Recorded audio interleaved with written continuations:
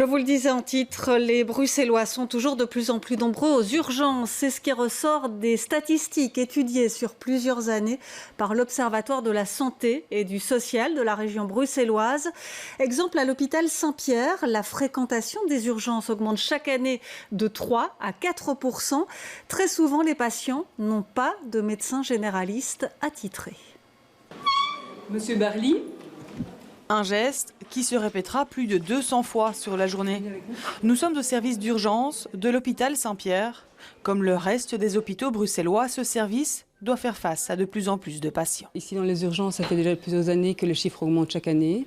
Donc je dirais 3-4% chaque année et ça fait en chiffre de 3000 patients en plus chaque année. L'Observatoire de la santé et du social de Bruxelles montre qu'en 2016, 498 841 Bruxellois sont passés par les urgences, soit une augmentation de 14% par rapport à 2008. Alors, comment expliquer cette augmentation?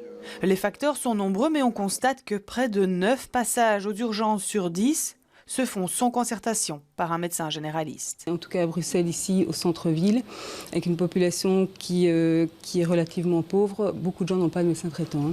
Nous, on doit avoir un tiers de nos patients qui a un médecin traitant et effectivement, ça nous permet effectivement d'avoir un certain triage au départ. Avec le médecin traitant, on a une continuité. Il sait ce qui s'est passé avant, il sait ce qui s'est passé après. Il peut nous parler du traitement. Il y a toute une globalité que nous, on n'a pas. L'augmentation de l'activité dans les services d'urgence pose question quant à l'accessibilité et la continuité des soins de première ligne.